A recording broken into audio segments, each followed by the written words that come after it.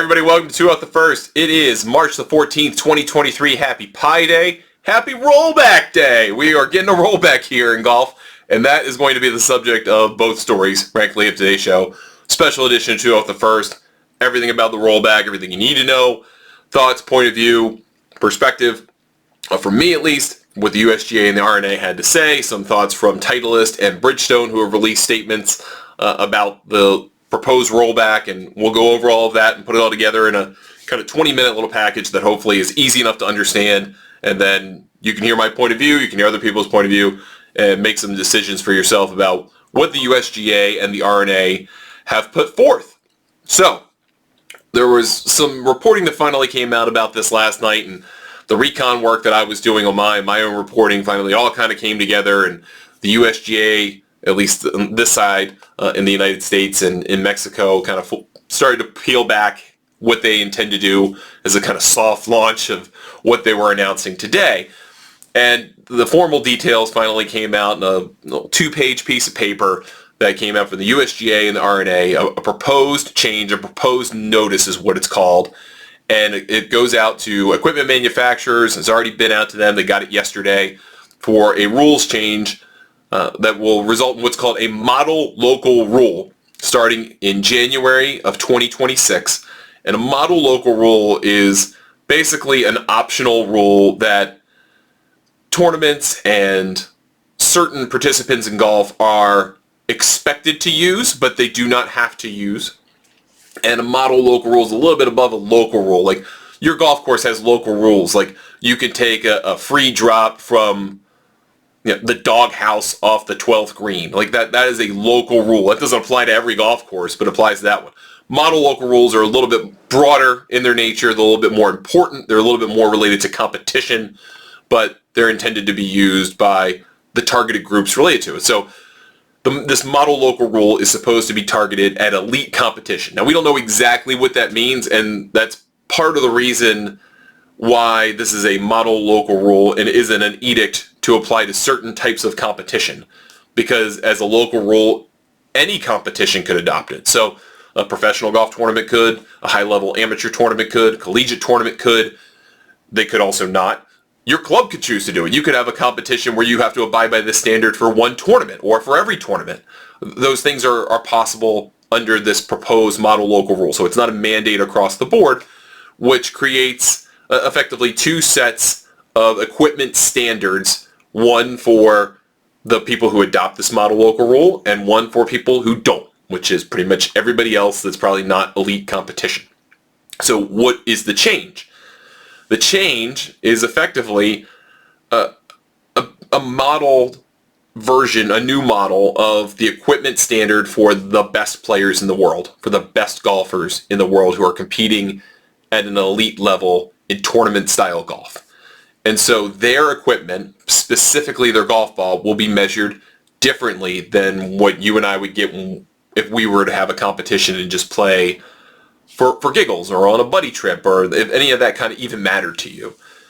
So the change here is in what's called the overall distance standard and how that relates to standards for equipment and how it performs related to that distance standard. So the USGA said, okay, well, the distance standard, what they call the ODS, the overall distance standard, is 317 yards, plus 3 yards of tolerance. So it's really 320 yards. And that they are going to measure golf balls against that, and have historically measured golf balls against that standard. They are going to then say, for elite level competition, the golf ball can still only go maximum 320 yards, 317 plus 3. But the launch conditions at which they are testing that on a robot will change. So for elite level competition, the robot will now have a club head speed of 127 miles per hour, up from 120, which has been the standard for years. And the launch conditions for that 127 mile per hour club head will be at 11 degrees of loft, 11 degrees of launch, and then 37 revolutions per second, which amounts to 2,220 revolutions per minute. Every other ball for every other competition will meet the existing standard, which is still going to be 317 total yards plus 3, so 320, but that'll be at a different setup with a maximum club head speed of 120 miles per hour, with a launch condition of 10 degrees, and with a spin rate of 42 revolutions per second, or 2,520 RPMs. And that will be how they effectively roll back the ball, because what that will mean is when the USGA and the R&A test golf balls against that higher standard, the ball will not be able to go as far, because you'll still have the 320-yard standard, but you'll be swinging faster. If you swing faster, in this case it would be a 7-mile-per-hour difference, you're talking somewhere in the area of 15 to 20 yards, depending on how you deliver the club and how effectively you hit the ball and what kind of shaft you're using, what kind of spin you impart. But in this set of conditions, effectively they're taking a 12 to 15-yard rollback on the ball, because they're going to have it launch higher, because we know launching it higher can mean more carry, and they're going to have it spin less, which can also mean more carry. So on the actual standard itself, it's going to be something like 12 to 15 yards, which takes you back about 20 years. Takes you back toward the just before, or just after the introduction of the Pro V1, kind of right in that range of the issuance of the solid core golf ball that became popular and has revolutionized golf in so many ways. And then the spin increase, which is 300 RPMs, is not nothing. I mean, that's a significant thing. So that not only has an impact on carry, it also has an impact on rollout, because obviously if the ball spins less, it is going to roll out more. So by increasing or taking RPMs off of the measurement, you're then saying we're going to try to limit rollout as well. Not only carry, but rollout. And that could also have a bigger impact than that kind of 12 to 15 yards, depending on the conditions on the ground at a tournament. How short the grass is cut, how firm the fairways are, how wide they are, all their slopes and movement. So it could have a bigger impact than that, but what they're really shooting for here is 12 to 15 yards. Now, both the governing bodies, they had a news conference today. Mike Wan, who is the CEO of the USGA, was very impressive. Martin Slumbers of the R&A did a great job too, explaining the rationale for this. Why would you do this? And if you're new to this, welcome to the last 20 years of my life. I've been talking about rolling back the golf ball basically since 2003. Been having this kind of argument on and off at different times, because it was evident then that the golf ball was going too far and could jeopardize the value of certain venues to golf, and we'll get to that in a minute, that it could lessen the skill involved in playing golf, and that it could have a detrimental impact on what competitive golf looks like. And they're trying to roll the ball back to make players hit longer clubs into greens. They're going to try to bring back the value of certain shots on certain golf courses. They're going to try to stem off a world where golf courses potentially get longer and have more footprint to host major championships, in a world where the USGA has talked about this repeatedly and kind of been spearheading this with their agronomy work, where water is going to become an increasing issue in this country and around the world for golf. And agronomy practices have to change so that we don't consume as much water, that we have grass types that can handle a different variety of climate conditions as they might be changing around the world. And so with all of that in mind, they're saying we need to kind of draw a line in the sand here now. And not that this is a rollback that's going to be permanent, but an acknowledgement that technology will come along and these equipment manufacturers will figure out ways to make the ball perform better. And they might have to go a generation from now and say, okay, we got to roll it back again. We came too far, we got to come back again. And this might be something that they do repeatedly over the course of the next 50 years or a century, or who knows? I mean, who knows what's going to happen when we're dead. But that seems to be what they're trying to set up here. Now, you've got the equipment manufacturers, and the most vocal of these is Acushnet, right? Acushnet has by far the largest market share of golf balls. They're going to be the one by far most impacted by this, potentially to the downside as they see it. Their stance on this has been pretty consistent over 20 years. I mean, I've had this argument with all kinds of different Acushnet-related people, officially and unofficially, over the last 2 decades. And to their credit, they have been pretty remarkably consistent on this argument, and I've been consistent on mine. But their belief is that equipment standards in golf should be the same between professionals and amateurs or recreational players. Not elite amateurs, but recreational players. And they think this has a negative impact on the game and obviously their bottom line, because they would then not be able to necessarily market to the average consumer that the golf ball, the Titleist Pro V1 or Pro V1X or AVX or whatever ball that you might play if you're a Titleist player, that's the same ball as what Justin Thomas or Jordan Spieth or name your Titleist player uses. That argument kind of falls short. And the reason it falls short is a couple of different reasons. One, Titleist pays people to play their balls. And so does every other equipment manufacturer. I'm not saying they're alone in that regard. But players can be swayed to play other balls based on money. And you can earn bonuses every week just by playing Titleist balls. There's a reason they've held this position for so long. They've invested heavily in tour-based marketing and the Darrell survey, which takes a look at what equipment players are using. And so by being the number one ball on tour, for them, that gives them a marketing advantage, they feel, to the average golfer. So they want to say, hey, look, you're playing their ball, that's the same ball you have. Don't you want to be as good as they are and play our ball? And yes, that is going to potentially have some impact on them. But the truth is, Titleist makes a variety of different Pro V1 and AVX balls that are available only to tour players, only to professional golfers. And up until recently, you couldn't even sniff those. They've sold the left dash ball, which is really a tour ball. And they have another one they don't, at least one other formulation that they don't sell publicly. But they make a variety of different Pro V1s. And some of them are very small run and for a very small set of people. So you may not be playing exactly the same golf ball as the best players in the world because they have their own formulations that might do very specific things that help their game. So while they talk about there not wanting to be confusion, there isn't confusion because not many people know about it. But the reality is there is a difference between the equipment that we play and the equipment that they play. And in thinking about all of those differences, and there are a lot of them, frankly, I mean, shafts, head combinations, I mean, there are prototypes made for tour players that we're never going to see and frankly never going to need in terms of equipment, heads, drivers, irons, wedges, you name it. It's different. Shafts are different. But think about Circle T putters. They're Scotty Cameron's tour issue putters. They're different, right? They're made for better players. They're made for the best in the world. They're custom made. Unless you have expensive taste in an eBay account, those things are hard to find. So you can't necessarily play the same equipment that they play. And I don't think, personally, the equipment professionals play really has an impact on what I play. I play what I play because it works for me.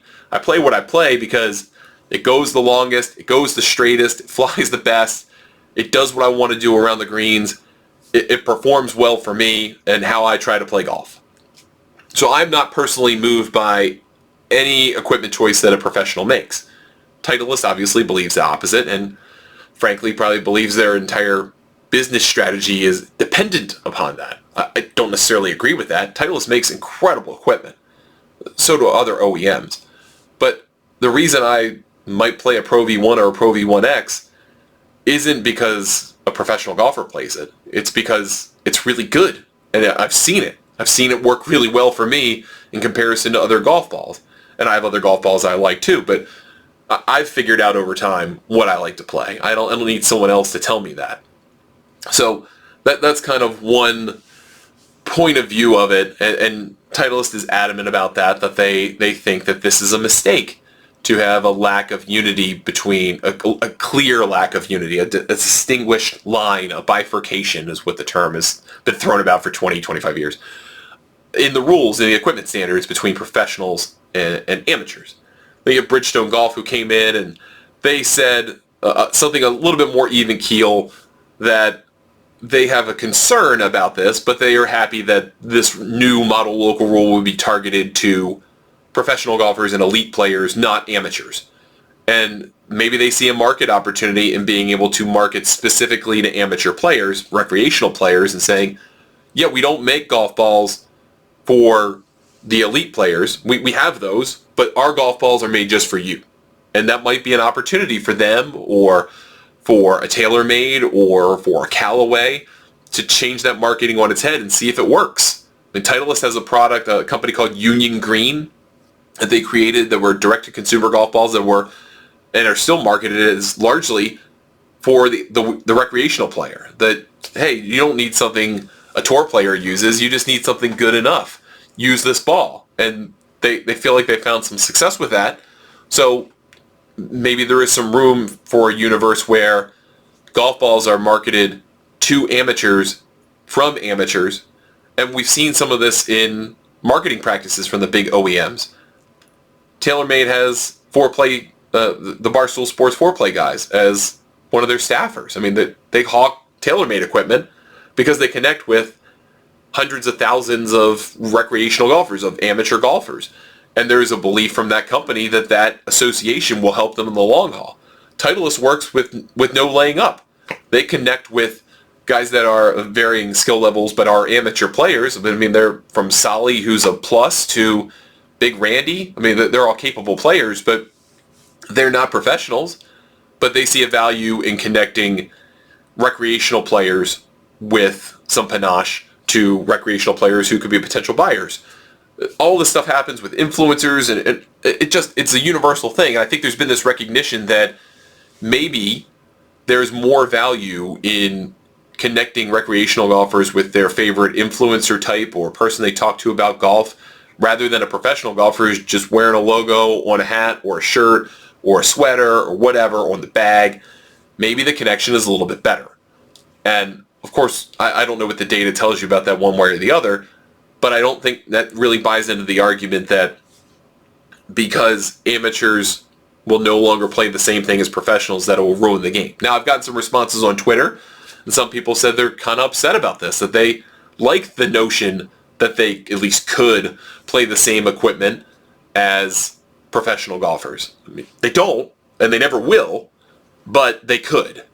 And at least they can't in total. That's never going to happen. The availability is not there.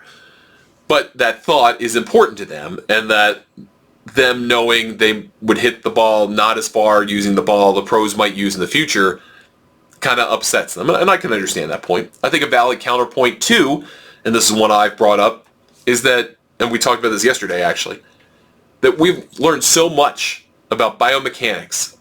We've learned so much about training. We've created golfers that have chased distance as a skill, not necessarily something you were just born with, that you could figure out and get better at. I mean, think about Matt Fitzpatrick.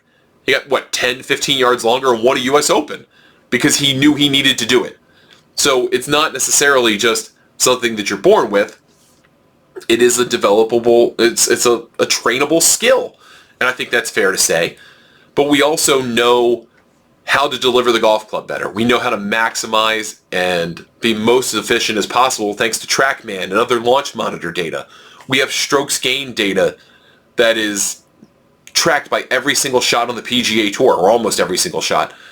And that data tells us it's better to be longer. It's better to be longer and in the rough more often than being in the fairway and shorter.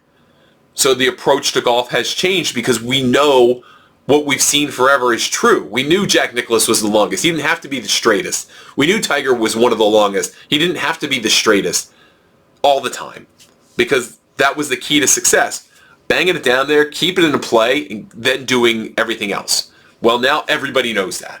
That's not something you can erase from people's memories like Men in Black. It's not going anywhere. Golfers are still going to know that at an elite level and at a recreational level. So they're still going to want to chase distance. And that's one piece of it. I think another valid criticism is that the equipment standard that the USGA has come up with isn't necessarily universal. You could launch it 12 or 13 degrees instead, and it might still fly farther. You might be able to come up with a shaft that could deliver slightly lower spinning speeds and spin on the golf ball and perform better. There's going to be a lot of stuff that the OEMs are going to try to do to work around this, and I think Mike Wan acknowledged that they might beat it, and then in 12 or 15 or 20 years, we can have this discussion all over again. That is totally possible. But to me, the intrigue is in what happens next. PGA Tour put out a statement and said, we have seen the changes, we've seen the proposal, we will talk about it with our players, with our sponsors, we'll get feedback from our fans, and then we'll decide what we're going to do. We've seen, obviously, the OEMs that we talked about, they've issued some statements. I'm very curious to hear what the majors have to say about this. Because for a long time, people theorized, and I've been one of them, that Augusta National could come up with their own ball. That they could force players to play, or give them some choices, and create effectively a Masters tournament ball. The U.S. Open could do the same. The Open Championship could do the same. The PGA Championship could do the same. PGA Tour could do it. They could choose to not follow it all, and then you have two very different standards. You could have Liv say, you can just play all the golf balls that are on the shelf now. You can play them. Hell, you can play the Polara golf ball that flies straight and violates the USGA rules. We don't care. They can come up with that standard. So I'm very curious if there will be a universal acceptance of this. If the PGA Tour comes along and says, well, we don't want to buy into this, guess what they just got themselves into? The equipment standard game. Because now they have to measure against the existing equipment standard because the USGA may or may not do it for them. So that may be something they don't want to necessarily do. They could come along and say, well, for the PGA Tour champions, we're going to use the old standard, and for the PGA Tour, we use the new standard. They could do that. You could have each of the majors have their own ball. There used to be a time, not that long ago, where there was the small ball at the Open Championship and everywhere else was the big ball. We've had standards that featured multiple different iterations of possible balls over the years. So, and the game was fine. It was totally okay. Equipment standards have changed over time. I was tweeting out a story, I was looking for something else, and found a New York Times story from 1986 talking about the equipment standards of the USGA and how golf ball manufacturers at the time, the two biggest were Titleist and Spalding, and Wilson was third, how times change. How they were chasing distance using dimples, and how they were trying to figure out with dimple patterns how to hit the ball farther. Well, the distance standard then was just under 300 yards. Now it's 317 plus 3, so it's 320 yards. So standards have changed. They've increased. Well, they can take them back. They can push them forward. They can do these different things, and they've set the precedent for it. Golf has worked out. It's been the same. But for an amateur player who might be upset about this or might feel like some kind of connection they have to professional golf is changing, my argument to you would be, one, you probably don't swing fast enough for this to impact you either way. If we came up with a blanket rollback and said everybody has to roll back every golf ball to these new conditions, most 95% at least of amateur players wouldn't even notice a difference because they play any ball they can find. They're not well fit to the ball that they play now. They don't hit it far enough and they don't swing fast enough to have any kind of impact on any kind of rollback at the high end. This will be a sliding scale kind of thing. So if you swing it above 120 miles per hour, and there are 27 players on the PGA Tour who do that right now, at least based on measurements the Tour's made so far this season, those guys will be impacted more closer to that 15 yards than someone who swings at 115 or 110, who might see a 9-10 yard difference off the driver. And that's not going to be every shot, right? So not every club is as efficient as the driver. So you might see 3 or 4 yards difference on iron shots. You might see a yard or two difference on a wedge shot. And all that stuff will add up over 70, 72 shots, but it's not going to be 15 yards a shot. So at the end of the day, it's probably 5-6 yards a shot, which means 400 yards worth of difference. Does that seem like worth going all this for? That's up to you to decide. To me, I think it is. I think it is worth it. I think it's worth making this change. I think it's a change that should have made long ago. But that we're getting there now, I think is important. And I have to give a lot of credit to Mike Wan, particularly, who stepped into this role as USGA CEO, took over this mantle for Mike Davis, who said he wants to roll back the ball. And he believed in the conviction of his people. He believed in the conviction of this argument and did it. Did something that, frankly, is not going to be widespread popular. Whether people think they should have gone farther or they shouldn't have done it at all. This is not a popular decision, but Mike Wan believes in it. And as a guy who has done a whole lot in the sport, particularly the LPGA side, for him to come over to the USGA and have frankly a transformative impact on equipment rules potentially. I think that's something that's noteworthy. Whether you like it or not, that's noteworthy that someone has that kind of conviction is willing to do it. He could have scrapped the plans. He could have said, we're not doing this. Now's not the time. Golf's increasing in popularity. Why shake the boat at all? But he said, no, I believe in what this says. We're going to try to do this, and we're going to try to figure this out. Now starts the fun part of how everyone reacts to it, whether there's going to be legal challenges. Do manufacturers get on board? Do tours get on board? Do majors get on board? There's a lot to find out still, and this is the beginning of a long-running thing that might not even start in January 1st, 2026. But at a minimum, we got a long way to go until then. So lots more eventually to come over the next several years on this front. Okay, hopefully that did it for you. Hopefully that explained everything as best humanly possible and was helpful over the course of 25 minutes worth of time. I'm sure there's going to be more about this, and we'll talk a little bit more about it. I did an interview today with David Duval, the former Open champion, former Players champion. It just happened to be coincidental today. We were going to talk about the Gallery Classic on the PGA Tour champions. They're going back to where the LPGA's first major used to be, which is now the Chevron Championship in Texas, but Mission Hills is now a Champions Tour venue. We were just scheduled to talk today anyway. We talked about this. I can tell you very clearly he has the very opposite viewpoint that I have about this. So it's a conversation you might want to have or hear about. That'll be available on my podcast, the 19th Hole Golf Show. It'll be available on Golf News Net Radio if you want to listen to that too, and it'll be available online as well. But tomorrow we'll be back. We'll talk about Valspar. We'll talk a little bit about anything else that comes up out of this today. And there's no shortage of news in golf. If nothing else, we got plenty of content to work with, so that's good news. Thank you so much for watching or listening to the show. If you listened, please give us a 5-star review on Apple Podcasts or Spotify. It helps us reach more people. If you watch us on YouTube, consider subscribing to our channel. Smash that like button, leave a comment, all those good things that help the algorithm. And we'll be back with another show tomorrow. I'm Ryan Ballingy. Thank you for watching or listening. We will talk to you next time on 2 Off the First.